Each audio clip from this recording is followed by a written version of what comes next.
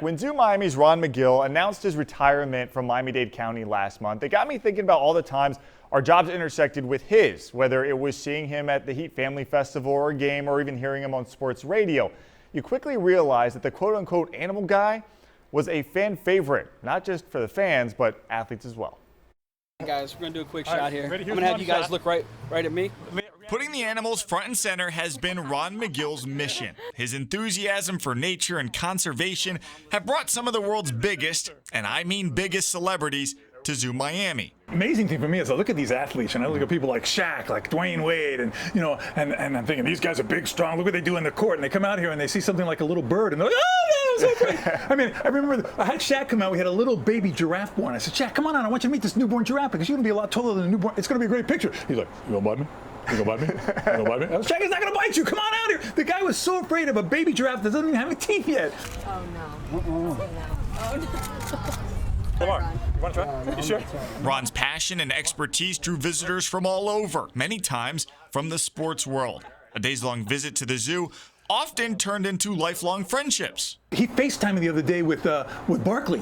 He goes, hey, Ron, I told him, what happens when a gorilla does this? And I told him, and he said, hit Barkley. See, I told you, you stupid dummy. And I got Barkley and Shaq on the FaceTime, and my daughter's going, oh my God, that's Shaq and Barkley on the FaceTime. Yeah. So I enjoy that relationship that I've had with them. Over the years, that relationship shifted to a broader audience, becoming a staple of the national sports show, The Dan Le Batard Show, where appearances often felt like a zoo. They speak. Listen, watch.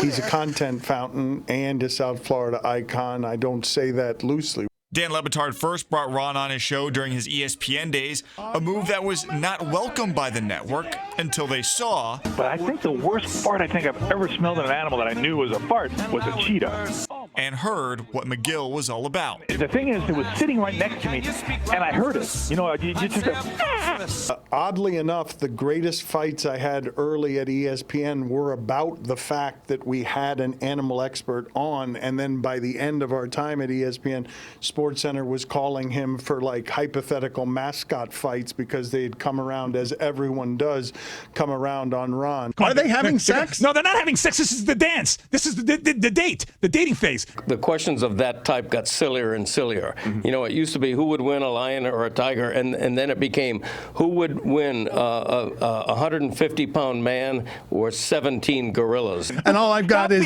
fear in my heart. Argumentative and listen to facts, okay? A crocodile, if there's any kind of distance between you and a crocodile, you can outmaneuver a crocodile. But he's willing to play along. He's got such a great sense of humor. Well, he makes it interesting every time, right? There's a bit of passion and care that are contagious when someone has an enthusiastic way to them that, spreads. Viewers showed their appreciation for Ron in a massive way, stepping up in the form of donations for his conservation endowment, which helps protect animals in the wild. It has been a real honor to run shotgun with him on doing some really important work all over the world, where you cut out all the red tape. It's just this man who's helping the animals and our audience who's helping this man help the animals. Yeah, it's super moving. I'm an animal guy, and I always got this big complex. Oh my God, they're going to start, get that guy animal, get him off the air. I want to talk sports. And it turned out that it became my biggest fan base.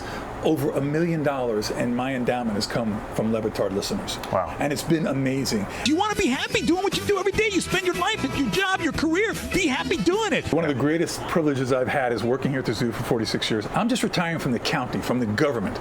But I'm taking a job that was created for me by the Zoo Miami Foundation, where I'm able to do all the things that I love to do, doing all the stuff with the sports athletes, doing the behind-the-scenes tours with Make-A-Wish, all those things, doing the television programs. I can continue doing them without having to deal with a lot of the government bureaucracy that exists. It's inherent with government.